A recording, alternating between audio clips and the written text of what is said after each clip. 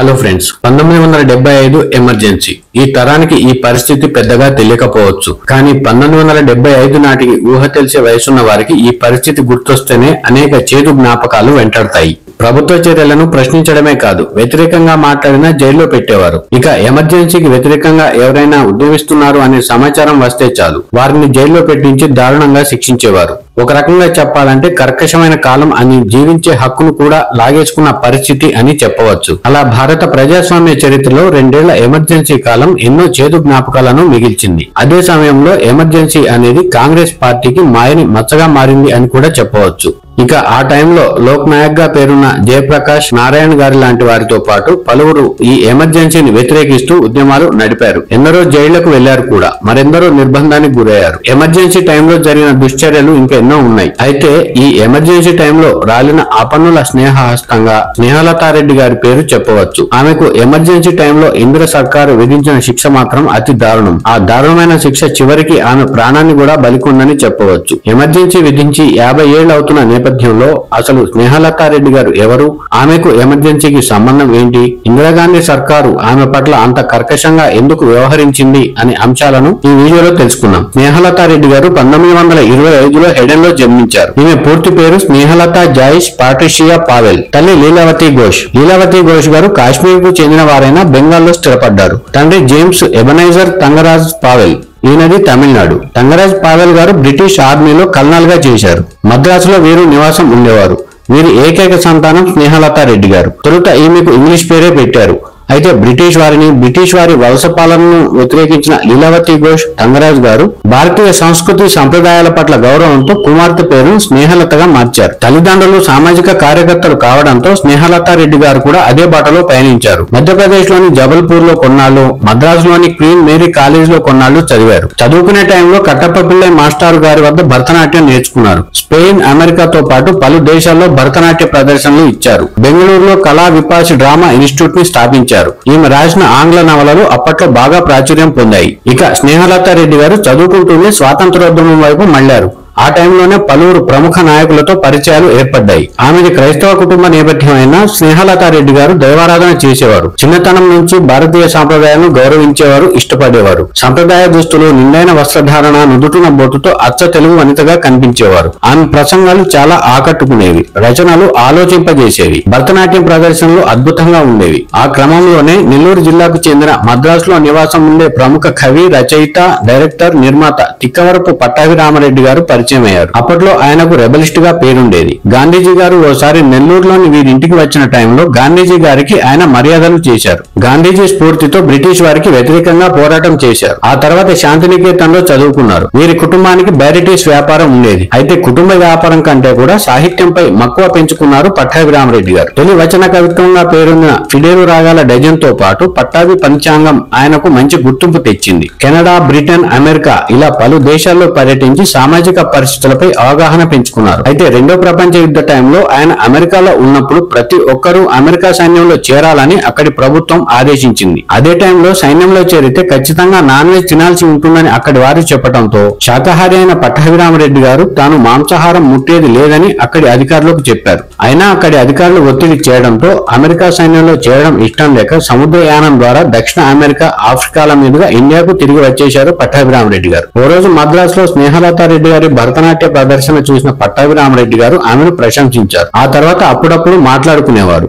ఆ పరిచయం ప్రేమగా మారింది. ఆమెను పెళ్లి చేసుకునేందుకు అప్పట్లో చాలా అంశాలు అడ్డు వచ్చాయి. దీంతో తన కుటుంబం నుంచి వచ్చే ఆస్తులన్నీ వదులుకున్న పట్టాభిరామరెడ్డి గారు కట్టుబట్టలతో బయటకు వచ్చారు. స్నేహలతారెడ్డి గారిని పెళ్లి చేసుకునే వరకు గడ్డం తీయను అని భీష్మించుకున్నారు. మద్రాసులోని ఆర్య సమాజ్ లో వీరు వివాహం చేసుకున్నారు. పెళ్లి అయ్యాక మద్రాసులోని అడయార్ బీచ్ ఏరియాలో చిన్న పాకలో కొన్నాళ్లు నివాసం ఉన్నారు కూడా. ఆ తర్వాతి కాలంలో వారి కుటుంబాలు కలిశాయి, అది వేరే విషయం. ఇక స్నేహలతారెడ్డి గారు, పట్టాభిరామరెడ్డి గారు పలు సామాజిక సేవా కార్యక్రమాల్లో పాల్గొనేవారు. మద్రాస్ ప్లేయర్స్ అనే నాటక వేదికను స్థాపించారు. పలు ఇంగ్లీష్ నాటకాలకు ఆ వేదిక ప్రసిద్ధిగాంచింది కూడా. సొంతంగా మద్రాసులో ఫోకస్ అనే ఇంగ్లీష్ పత్రికను పెట్టి కొన్నాళ్లు నడిపి ఆర్థిక కారణాలతో ఆపేశారు. అదే టైంలో కేవీ రెడ్డి గారితో కలిసి పట్టాభిరామరెడ్డి గారు జయంతి పిక్చర్స్ ని స్థాపించారు. ఆ బ్యానర్ పై తెలుగులో పెళ్లినాటి ప్రమాణాలు, శ్రీ కృష్ణార్జున యుద్ధం, భాగ్య చక్రం లాంటి సినిమాలను తీయడంతో పాటు కన్నడలో చండమారుత, సంస్కార, శృంగారమాస, దేవరకాడు అనే సినిమాలు నిర్మించారు. పెళ్లినాటి ప్రమాణాలు సినిమా పలు అవార్డులు సాధించింది. కన్నడలో 1971లో వచ్చిన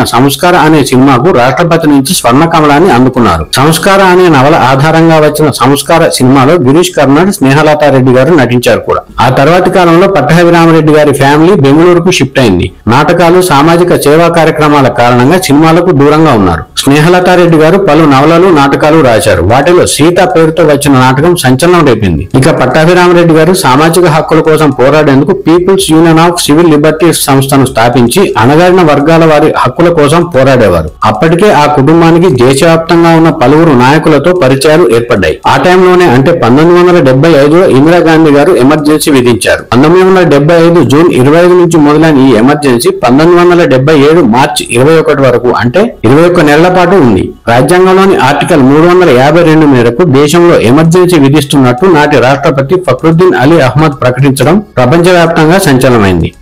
ఆ ఎమర్జెన్సీలో జరిగిన అరాచకాలు ఎంత చెప్పుకున్నా తక్కువే. అప్పటికే హిందూ మహిళలకు బలవంతంగా కుటుంబ నియంత్రణ ఆపరేషన్లు చేపట్టి విమర్శల పాలైన ఇందిరాగాంధీ ప్రభుత్వం ఆ తర్వాతి కాలంలో ఎన్ని సాహసోపేత నిర్ణయాలు తీసుకున్నా ఎమర్జెన్సీ మాత్రం అత్యంత దారుణమైన చర్యగా చెప్పవచ్చు. ఒక రకంగా చెప్పాలంటే భారత ప్రజాస్వామ్య చరిత్రలో ఆ 21 నెలలను చీకటి రోజులుగా చెప్పవచ్చు. ఇక ఇందిరాగాంధీ ఎమర్జెన్సీని వ్యతిరేకిస్తూ ఆందోళనలు చేపట్టిన 1,10,806 మందిని మీసా తదితర చట్టాల కింద ఎలాంటి విచారణ, దర్యాప్తు లేకుండానే అరెస్టు చేసి జైలుకు పంపించారు. ఈ లెక్క కేవలం ఎమర్జెన్సీ టైంలో జరిగిన ఆగడాలపై విచారణ జరిపేందుకు ఏర్పాటైన జస్టిస్ షా కమిషన్ లోని నివేదిక లెక్క మాత్రమే. అంతేకాదు, స్వాతంత్ర పోరాటంలో 1942 నాటి క్విట్ ఇండియా ఉద్యమ కాలంలో భారత ఉపఖండ వ్యాప్తంగా బ్రిటిష్ పాలకులు అరెస్టు చేసిన ఉద్యమకారుల సంఖ్య కన్నా ఎమర్జెన్సీ కాలంలో జరిగిన అరెస్టుల సంఖ్య రెట్టింపు అని అప్పట్లోనే పలువురు నిపుణులు అంచనా వేశారు. ఇక జస్టిస్ షా కమిషన్ దృష్టికి రాని అరెస్టులు, నమోదు కాని ఆగడాలు అంతకు 3 ఇంతలు ఉంటాయని కూడా చెప్తారు. ఇక ఇందిరాగాంధీ నిర్ణయాన్ని దేశంలోని పలు పార్టీలు వ్యతిరేకించాయి. పలువురు నాయకులు వ్యతిరేకించారు. జయప్రకాష్ నారాయణ్ గారి ఆధ్వర్యంలో దేశవ్యాప్తంగా నిరసనలు మొదలయ్యాయి. అదే టైంలో socialist party of India chairman గా ఉన్న జార్జ్ ఫెర్నాండెస్ గారు ఆ నిరసనలకు సారథ్యం వహించారు. అప్పటికే ఆ నాయకులతో తిక్కవరపు పట్టాభిరామరెడ్డి గారికి, స్నేహలతారెడ్డి గారికి మంచి పరిచయాలు ఉండేవి. దీంతో వారు కూడా ఉద్యమానికి మద్దతు పలికారు, నిరసనలు తెలిపారు.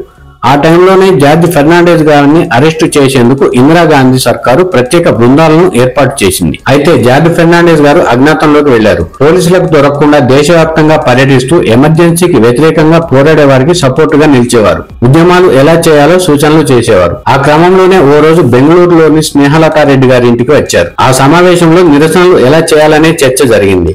అహింస వైపు స్నేహలతారెడ్డి గారు మొగ్గు చూపగా అప్పటి పరిస్థితుల్లో యువత ఆగ్రహంతో ఉన్నారని, కొన్ని హింసాత్మక ఘటనలు జరగవచ్చని జార్జ్ ఫెర్నాండెస్ గారు చెప్పారట. ఆ తర్వాత రోజు స్నేహలతారెడ్డి గారు మద్రాసుకు, అక్కడి నుంచి కోల్కతాకు వెళ్లారు.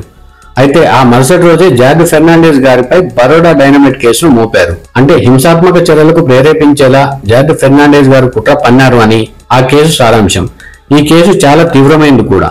ఈ కేసులో అరెస్ట్ అయితే బెయిల్ కాదు కదా, జీవితాంతం జైల్లోనే ఉండే పరిస్థితి ఎదురయ్యేదని చాలా మంది చెప్తారు. దీంతో ఈ కేసు సంచలనంగా మారింది. ఈ కేసులో ఆయనను ప్రత్యేక పోలీసుల బృందం అరెస్టు చేసింది. అయితే ఆయనతో పరిచయాలు ఉన్నాయన్న కారణంతో పాటు ఎమర్జెన్సీకి వ్యతిరేకంగా పోరాటం చేస్తున్నారని, కరపత్రాలు పంచారనే కారణం చూపుతూ ఇందిరాగాంధీ ప్రభుత్వం స్నేహలతారెడ్డి గారిని కూడా అరెస్టు చేయాలని ఆదేశించింది. దీంతో బెంగళూరులోని స్నేహలతారెడ్డి గారి ఇంటిపై అర్ధరాత్రి టైంలో వందల మంది పోలీసులు దాడి చేశారు. ఇంటిని చుట్టుముట్టారు.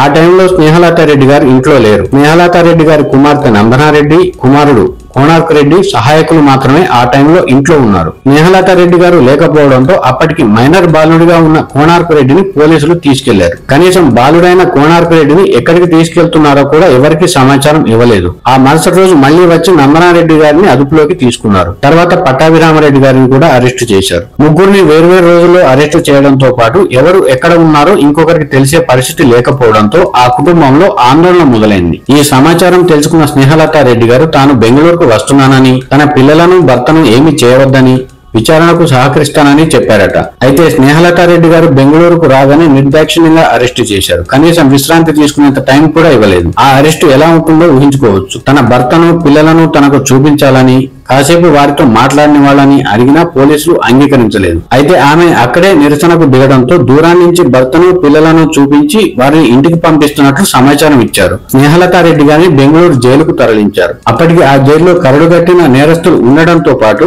ఎమర్జెన్సీకి వ్యతిరేకంగా నిరసన తెలుపుతున్న వారిని కూడా ఆ జైల్లోనే పెట్టేవారు. అరెస్టు చేస్తున్న టైంలో స్నేహలతా రెడ్డి గారిని ఎందుకు అరెస్టు చేస్తున్నారో కూడా కనీస సమాచారం ఇవ్వలేదు. అప్పట్లో మరికొన్ని వార్తలు కూడా వచ్చాయి. ఆ టైంలో జరిగిన అరెస్టులు కేవలం నిరసనలు తెలిపినందుకు మాత్రమే కాకుండా పాత కక్షలు తీర్చుకునేలా ఉండేవని కూడా చెప్తారు. ఇందిరాగాంధీని ఏ కోణంలో వ్యతిరేకించినా అరెస్టు చేసేవారని కూడా చెప్తారు. జీవించే హక్కు లేకుండా చేసిన పరిస్థితి అని కూడా చెప్పవచ్చు. ఇక ఈ కేసుల విచారణ, దర్యాప్తు అనేవి వినిపించేవే కాదు. ఒక రకంగా చెప్పాలంటే ఇందిరాగాంధీ పాలనను అంగీకరించడం లేదా జైళ్లలో ఉండడం అనే ఆప్షన్లు మాత్రమే అప్పుడు ఉండేవని కొంతమంది నాయకులు చెప్తారు. ఇక బరోడా డైనమైట్ కేసులో జార్జి ఫెర్నాండెస్ గారితో పాటు స్నేహలతా రెడ్డి గారితో సహా మొత్తం 24 మందిని అరెస్టు చేశారు. అయితే ఛార్జ్ షీట్ లో మాత్రం స్నేహలతా రెడ్డి గారి పేరు లేదు.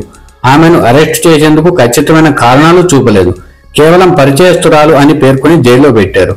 అలా 1976 మే 2 నుంచి ఆమెను బెంగళూరు జైల్లోనే ఉంచారు. అదే జైల్లో వాజ్పేయి గారు, ఎల్కే అద్వానీ గారు, రామకృష్ణ హెగ్డే గారు, దేవగౌడ గారు, రామ్ మనోహర్ లోహియా గారు, మధు దండావతే గారు ఇలా ప్రముఖ జాతీయ స్థాయి నాయకులు ఆ జైల్లోనే ఉన్నారు. ఆ జైల్లో ఇతర మహిళా ఖైదీలు ఉన్న రాజకీయ ఖైదీ మాత్రం స్నేహలతా రెడ్డి గారు ఒక్కరే. ఆ టైంలో జైల్లో పరిస్థితులు దారుణంగా ఉండేవి. పోలీసులదే రాజ్యం అన్నట్లు ఉండేది. హక్కులేమీ ఉండేవి కాదు. విచారణ పేరుతో పోలీసులు, జైలు అధికారులు కలిసి ఖైదీలను పెట్టే చిత్రహింసలకు జైలంతా అరుపులతో దద్దరిల్లేదని చెబుతారు. ఇక స్నేహలతా రెడ్డి గారిని జైల్లో ఓ చీకటి గదిలో ఉంచేవారు. ఆమెకు భోజనం కూడా సరిగ్గా పెట్టేవారు కాదని చెప్తారు. స్నేహలతా రెడ్డి గారిని జైల్లో ఇలా ట్రీట్ చేస్తున్నారని తెలిస్తే జైల్లోనే మహిళా ఖైదీలు తిరుగుబాటు చేస్తారేమోనన్న భయంతో అప్పుడప్పుడు జైలు అధికారులు ఆమెను బయటకు తీసుకువచ్చి వారికి చూపించేవారట. కొన్ని రోజుల తర్వాత జైల్లో ఇతర ఖైదీలను హింసిస్తున్న తీరుపై జైల్లోనూ ఉద్యమం నడిపారు స్నేహలతా రెడ్డి గారు. దీంతో జైలు అధికారులు స్నేహలతా రెడ్డి గారి పట్ల మరింత కర్కశంగా వ్యవహరించేవారు. కర్రగట్టిన నేరస్తులకు విధించే తరహాలోనే అలాంటి శిక్షలు స్నేహలతా రెడ్డి గారికి కూడా విధించేవారు. అప్పటికే స్నేహలతా రెడ్డి గారికి ఆస్తమా ఉండేది. అయినా జైలు అధికారులు కనీసం కనికరం చూపించేవారు కాదు.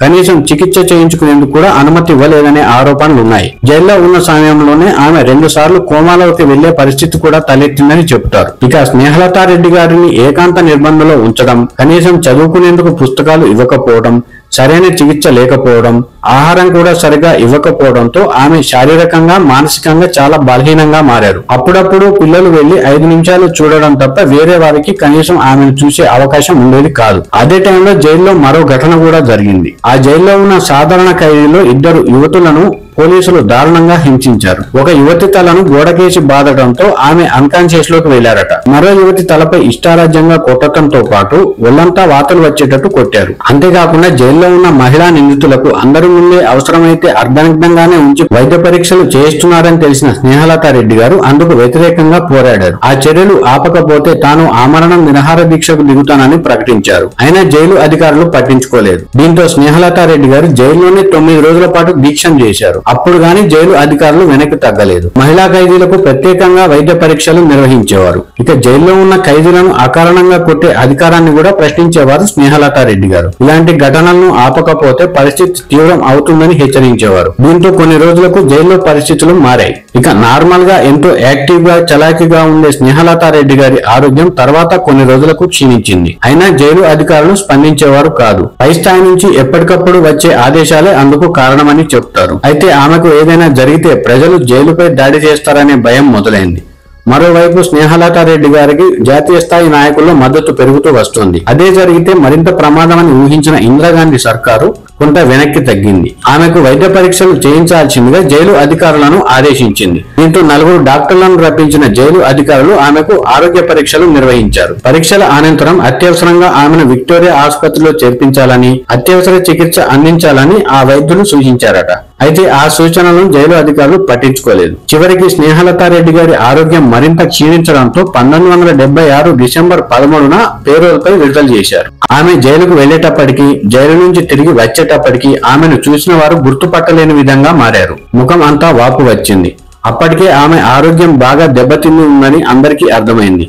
జైలు నుంచి వచ్చాక 38 రోజులకే, అంటే 1977 జనవరి 20న ఆమె కన్నుమూశారు. అలా నిత్యం ప్రజల కోసం పరితపించి ఆపన్నహస్తంగా పేరు పొందిన ఆ స్నేహదళం శాశ్వతంగా మూలమైంది. ఇక పట్టాభిరామారెడ్డి గారు 2006లో కన్నుమూశారు. ప్రముఖ నటులు రమణారెడ్డి గారు, ప్రముఖ పారిశ్రామికవేత్త టి సుబ్బరామరెడ్డి గారు వీరికి బంధువులే. ఇక స్నేహలతా రెడ్డి గారు జైల్లో అనుభవించిన నరకం గురించి ప్రముఖ సీనియర్ బీజేపీ నేత, మాజీ ఉప ప్రధాని ఎల్కే అద్వానీ గారు కూడా తమ జీవిత కథలో ప్రస్తావించారు. అదే జైల్లో ఉన్న ప్రముఖ నేత మధు దండావతే గారు కూడా తన జైలు జ్ఞాపకాలను ఓ పుస్తకంలో ప్రస్తావిస్తూ చెబుతూ, మన దురదృష్టం ఏంటంటే మన దేశానికి ఒక మహిళ ప్రధానిగా ఉన్న సమయంలో అర్ధరాత్రి వేళల్లో జైల్లో మహిళా ఖైదీల అరుపులు అర్ధనాదాలతో భయంకరమైన పరిస్థితి ఉండడం దారుణం అని ఆయన వ్యాఖ్యానించారు. ఇక స్నేహలతారెడ్డి గారు జైల్లో తన అనుభవాలను జైలు డైరీలో నమోదు చేశారు. ఆ తర్వాతి కాలంలో తెలుగులో స్నేహాభిరామం, కన్నడలో స్నేహలత పేరుతో 2 పుస్తకాలు ప్రచురితమయ్యాయి. ఇక స్నేహలతారెడ్డి గారు పట్టాభిరామరెడ్డి గారి దంపతుల కుమార్తె నందనారెడ్డి గారు కార్మిక న్యాయవాదిగా, పారిశ్రామికవేత్తగా, సామాజిక సేవా కార్యకర్తగా గుర్తింపు పొందారు. 2012లో నోబెల్ శాంతి బహుమతికి ఎంపికైన బెంగళూరుకు చెందిన సిడబ్ల్యూసి సేవా సంస్థ వ్యవస్థాపకురాలు కూడా, ఆమె డైరెక్టర్ కూడా. తన తల్లి జైల్లో రాసిన డైరీ ఆధారంగా నందనారెడ్డి గారు ఏ ప్రిజన్ డైరీ పేరుతో పుస్తక రూపంలో తెచ్చారు. ఆ డైరీ చివరన స్నేహలతారెడ్డి గారు రాసిన మాటలు కన్నీరు పెట్టిస్తాయని చెప్పవచ్చు. తనను హింసించిన తీరు, క్షోభకు గురి చేసిన తీరు గురించి ఆమె తన డైరీలో రాస్తూ, నా అభిప్రాయాలను, లక్ష్యాన్ని దెబ్బతీయాలనుకుంటే మీరు పొరపాటు పడినట్లే. నన్ను మీరు అవమానాలకు గురి చేసి ఉండవచ్చు, నా శరీరాన్ని బాధించి ఉండవచ్చు, కానీ ఆ చర్యలు సత్యాన్ని, సమానత్వాన్ని, స్వేచ్ఛను, విశ్వాసాలను ఏమాత్రం దెబ్బతీయలేవు. మీ చర్యలు వాటిని మరింత బలోపేతం చేస్తాయి తప్ప అణచివేయబడవు అని పేర్కొన్నారు. ఇది స్నేహలతారెడ్డి గారికి సంబంధించిన విషాద కథనం. ఫ్రెండ్స్, చివరిగా ఒక మాట.